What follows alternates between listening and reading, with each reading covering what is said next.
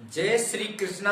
आप सबका इस वीडियो में जो होने वाला है लीवर का, इसमें लीवर के बारे में अपन पढ़ने वाले हैं। लीवर को हिंदी में यकृत बोला जाता है और सामान्य भाषा में इसको कलेजा बोला जाता है। आपने सुना होगा देसी भाषा में इसको कलेजा बोला जाता है और कहा भी जाता है ये मेरा कलेजे का टुकड़ा है, मतलब मेरा प्रिय आदमी है, प्रिय व्यक्ति है।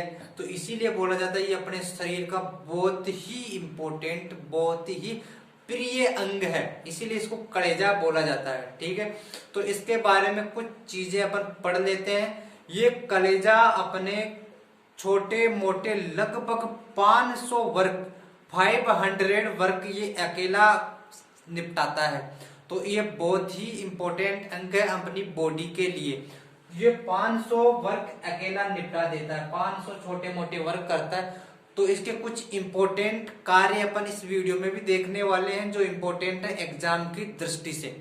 तो देखो इसका वैज्ञानिक नाम, इस लीवर का वैज्ञानिक नाम है हिपेटो। हिपेटो नाम है इसका वैज्ञानिक नाम है और इसके अध्ययन को अपन बोलेंगे हिपेटोलॉजी, क्योंकि वैज्ञानिक नाम हिपेटो है तो उसको पीछे लॉजी लगा देंगे। लॉजी का मतलब उसी किसी चीज का अध्ययन, तो हिपेटोलॉजी हो जाएगा। अपन लीवर का अध्ययन को बोल देंगे हिपेटोलॉजी। तो आगे देखते हैं। और इसका भार, लीवर का भार होता है 1.5 से 2 किलो के आसपास, जो शरीर का सबसे भारी अंग भी कहलाता है लीवर। और आपको पाउंड में पूछे तो इसका भार होगा पाउंड में 3 पाउंड इसका भार होता है, लगभग 3 पाउंड। उसके बाद में ये शरीर का सबसे बड़ा अंग है। मैंने अभी बताया कि शरीर का सबसे बड़ा अंग, क्योंकि इसका भार लगभग 1.5 किलो से लेकर 2 किलो के आसपास होता है। और इसकी जो स्थिति होती है वो अपने उदर गुहा है, उदर गुहा के दाईं तरफ ये स्थित होता है, मतलब डायफ्राम के ऊपर उदर गुहा के दाईं तरफ स्थित होता है। और इसमें सबसे ज्यादा पुनरुद्भवन की क्षमता पाई जाती है, मतलब रीजनरेट होने की, रीजनरेशन की पावर सबसे ज्यादा लीवर में पाई जाती है। यदि आपके लीवर में कोई चाकू भी घुसा दे और चाकू घुसा के भी उसको निकाल ले तो भी ये आपका जो लीवर है ये उस लीवर को 2-4-5 दिन में वापस बना लेगा।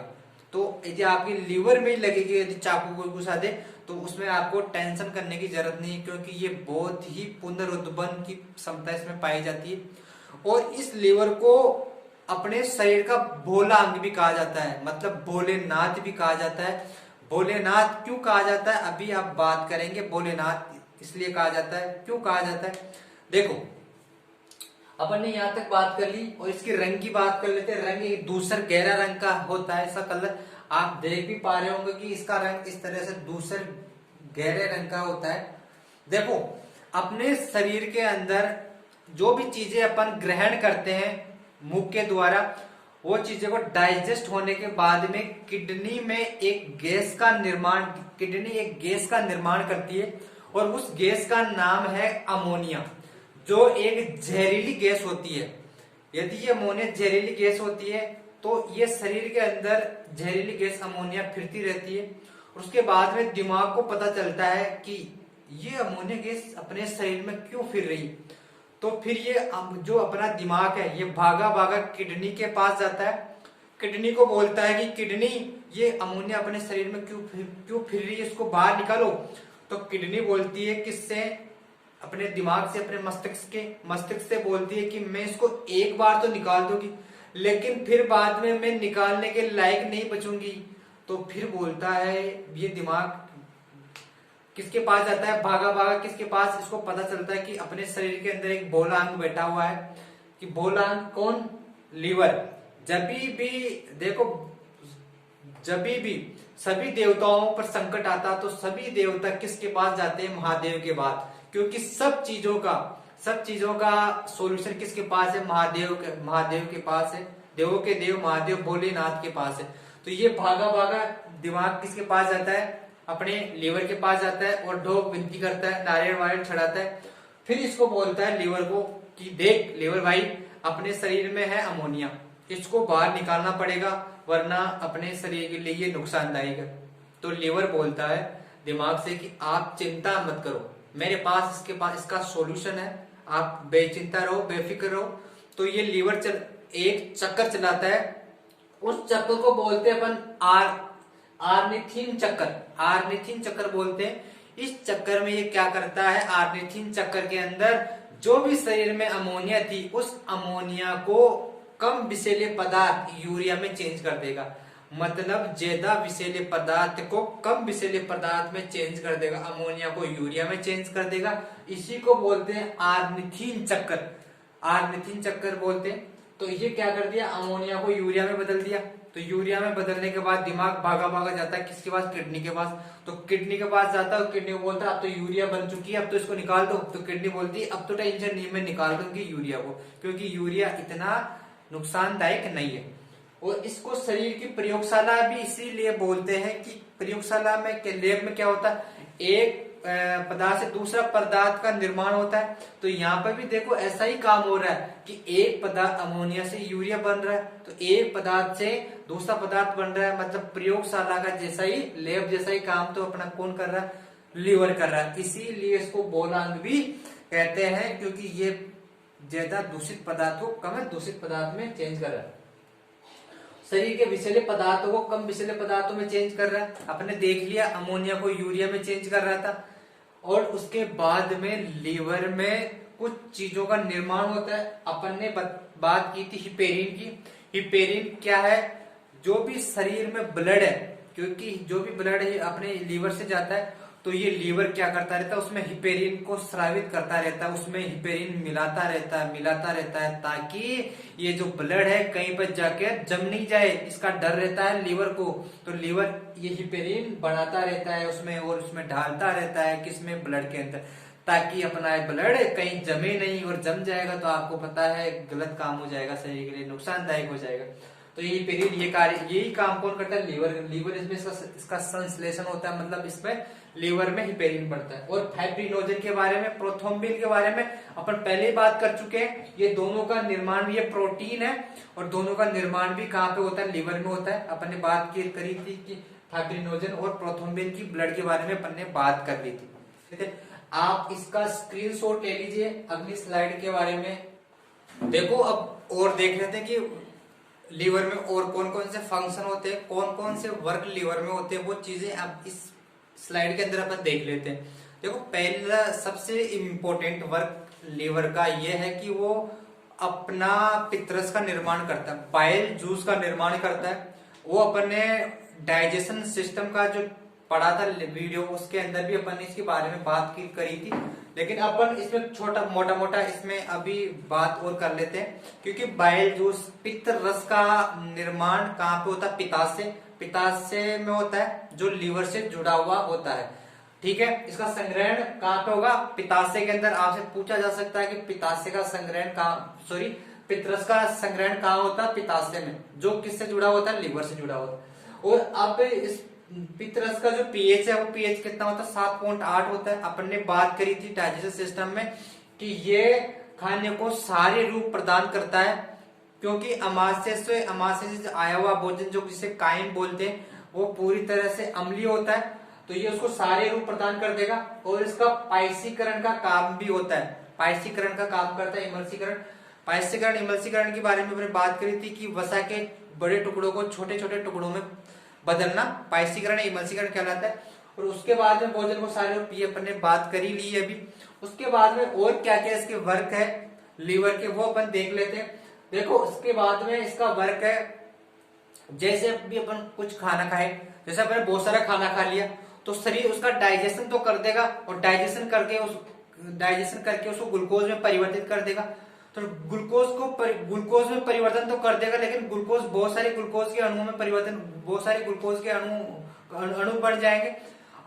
अच्छा, बहुत सारे ग्लूकोज के अणु तो बन गए, लेकिन अब उसका कुछ स्टोरेज तो भी करना पड़ेगा। 5-7 घंटे ही खाना नहीं खाओ, तो उस टाइम आपको कुछ ना कुछ एनर्जी देने के लिए स्टोरेज तो रखना पड़ता है। इस कोरोना के टाइम में आपने देखा होगा बहुत सारे लोग स्टोरेज कर लिए, जैसे गुटखा तंबाकू पीने वाले अपनी कोरोना से पहले स्टोरेज कर करके रख लिए, क्योंकि कोरोना के टाइम में चीजें बहुत महंगी मिलेगी या फिर मिलेगी नहीं। तो इसी तरह ये अपना लीवर भी बहुत शाना है, बहुत ही समझदार है, इसलिए इसको बोला कहते हैं। तो ये क्या करता है, अपने भोजन को, जो ग्लूकोज थे उसको ग्लाइकोजन में चेंज करके उसको अपने लिवर में स्टोर कर लेगा। ठीक है, जब भी इसकी जरूरत पड़ेगी वापस उसको किस में चेंज कर देगा, ग्लूकोज में चेंज कर देगा। ठीक है, तो देखो ये एग्जाम में पूछा जाता है। एक तो दो प्रक्रियाएं बहुत इंपॉर्टेंट है। एक तो वो पूछा जाता है कि ग्लाइकोजेनेसिस, ग्लाइकोजेनेसिस क्या होता है? तो ग्लाइकोजेनेसिस होता है ग्लूकोज का ग्लाइकोजन में परिवर्तित होना। ये पूछा जाता है कि ग्लाइकोजेनेसिस क्या होता है? ग्लूकोज का ग्लाइकोजन में परिवर्तित होना, क्योंकि अपना जो लीवर है इसको भोजन को ग्लाइकोजन के रूप में संग्रहित करता है। आपने देखा होगा जानवरों में भोजन किसके रूप में संग्रहित होता है? स्टार्च के रूप में संग्रहित होता है, लेकिन अपन में ग्लाइकोजन के रूप में संग्रहित होता है। अच्छा, ग्लाइकोजन के रूप में संग्रहित हो गया, तो यदि ग्लाइकोजन आवश्यकता पड़ेगी अपन को, ग्लूकोज की आवश्यकता पड़ेगी, तो ये ग्लाइकोजन से ग्लूकोज में परिवर्तित करेगा। तो इस प्रक्रिया को साइंस में बोलते हैं अपन ग्लाइकोजिनोलाइसिस।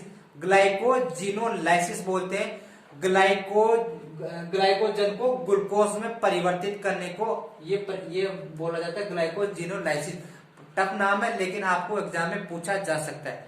ये काम हो गया ग्लूकोज और ग्लाइकोजन, और ग्लाइकोजन से ग्लूकोज में परिवर्तन, दोनों का वर्क हो गया। ये इंपॉर्टेंट वर्क है। उसके बाद में देखो ये कुछ विटामिनों का भी क्या करता है? संश्लेषण करता है अपना लीवर। तो वो कौन कौन से? जो जो वसा में फैट सोलेबल होते हैं, जो वसा में घुलनशील होते हैं। कौन कौन से होते हैं वसा में घुलनशील? ए और डी, ई और के, ये 3 4 है, क्योंकि बी और सी ये तो किसमें वाटर सोलेबल होते हैं, मतलब वाटर पानी के अंदर घुलनशील होते हैं। तो ए, डी, ई और के तीनों का निर्माण, जो वसा में घुलनशील होते हैं, इन तीनों का निर्माण भी अपना लिवर ही करता है। ठीक है, आप समझ पाएंगे आई होप। अब देख लेते हैं लीवर से संबंधित कौन कौन से डिजीज होते हैं, कौन कौन से रोग होते हैं, जो अगली स्लाइड में देख लेते हैं। आप इसका स्क्रीनशॉट ले लो।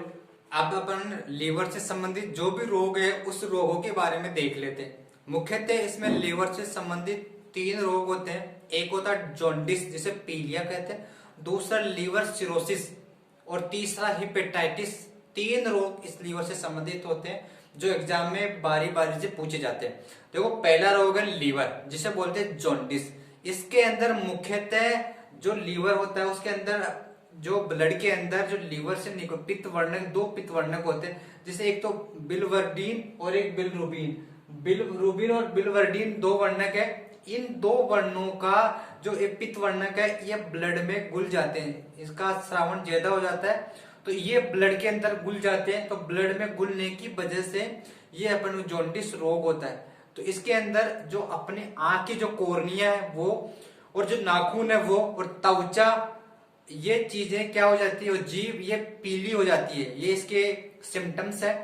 तो आपने समझ लिया होगा पीलिया किस वजह से होता है। 2 वर्णक है बिलरुबिन और बिलवर्डिन, 2 वर्णकों की वजह से ये इनका स्रावन ज्यादा हो जाता है। इनको पित्त वर्णक बोलते हैं। ये ज्यादा स्रावित हो जाने की वजह से अपने शरीर के रुधिर में घुल जाते हैं और इस वजह से ये पीलिया हो जाता है। दूसरा रोग है लीवर सिरोसिस। जो ज्यादा दारू पीता है, जो ज्यादा शराब का सेवन करता है, अल्कोहल का सेवन करता है, उसके अंदर क्या होता है, ये लीवर सिरोसिस होता है। देखो जो स्टार्टिंग 1 या 2 साल में तो आपको, क्योंकि जो दारू पीता है, जो स्टार्टिंग में जो अल्कोहल लेता है, 1-2 साल तो कम पीता है, तो इसके अंदर क्या है, अपने लीवर में पुनरुत्पादन की क्षमता ज्यादा होती। तो 1-2 साल तक तो वो जो अल्कोहल लेगा तो अपना जो है लीवर अपना पुनरुत्पादन कर देगा, तो उसमें ज्यादा इफेक्ट पड़ेगा नहीं। लेकिन फिर ज्यादा दारू पीने लग जाता है, नीट पीता है, तो इस वजह से फिर क्या है, ये लीवर खराब होने लग जाता है। उसके अंदर जो हिपेटोसाइट कोशिकाएं होती है, लीवर की हिपेटोसाइट कोशिकाएं होती है, क्योंकि जो अल्कोहल है वो एक ज्वलनशील पदार्थ है। ठीक है, जो ज्वलनशील पदार्थ होने की वजह से अपने शरीर की लीवर की हिपेटोसाइट कोशिकाएं होती है उसको जला देगा। तो उसको जला देगा तो फिर ये क्या, धीरे धीरे अपना लीवर खराब हो जाएगा, तो उसको बोलेंगे लीवर सिरोसिस, और धीरे धीरे उस आदमी की क्या हो जाएगी, डेथ हो जाएगी लीवर सिरोसिस की वजह से। ठीक है, तो ये इस वजह से होता है, लंबे समय तक अल्कोहल की वजह से, और हिपेटोसाइट कोशिकाओं को जला देता है, क्योंकि ज्वलनशील पदार्थ है एक अल्कोहल। ठीक है। तो जो अल्कोहल पीते हैं उसके लिए ये क्या है, वार्निंग है कि दारू नहीं पीनी चाहिए। दारू पीने से आपका क्या हो जाएगा, लीवर खराब हो जाएगा। लेकिन मानने वाले, पीने वाले मानते थोड़ी। कोरोना में तो लोग बागों ने क्या कर दिया, दारू का स्टॉक कर लिया, पेटियों की पेटियां ले जाके रख लिया अपनी जगह घर पर, ताकि आराम से पियेंगे और अपने क्या लीवर को क्या करेंगे, खराब करेंगे, डैमेज करेंगे। लीवर को क्या करेंगे, खराब करेंगे। इसकी हिपेटोसाइट कोशिकाओं को जलाएंगे और अपन खुद ही मर जाएंगे। कोरोना से तो बाद में मरेंगे, पहले दारू से मर जाएंगे। देखो तीसरा रोग है हिपेटाइटिस। ये हिपेटाइटिस रोग है, वायरस जनित रोग है। ये 5 प्रकार का होता है, हिपेटाइटिस ए, बी, सी और डी और ई। लेकिन जो सबसे ज्यादा घातक हिपेटाइटिस रोग है वो कौन सा है, बी और सी। बी और सी ज्यादा घातक रोग है। हिपेटाइटिस रोग में जनरली ये होता है, आपका जो प्रतिरक्षा तंत्र है वो कमजोर हो जाएगा, कमजोर हो जाता है। और इसके अंदर क्या हो जाएगा, जो ब्लड का श्रावण है वो अलग अलग अंगों से होता रहेगा। लीवर से ब्लड का श्रावण हो जाएगा और कहीं से हो जाएगा। तो इस वजह से ये हिपेटाइटिस रोग होता है। ये बेसिकली जो ये रोग है, ये रोग होता है संक्रमित सुई से हो जाएगा। ठीक है, संक्रमित सुई से या रुधिर के आदान प्रदान से हो जाएगा, या गर्भवती माता से बच्चे में हो जाएगा, या फिर संक्रमित यौन संबंध से भी ये हिपेटाइटिस रोग होता है। आई होप आपको ये जानकारी अच्छी लगी होगी। अच्छा लगे तो वीडियो को लाइक करना और अपने चैनल को सब्सक्राइब करना। जय हिंद। आज के लिए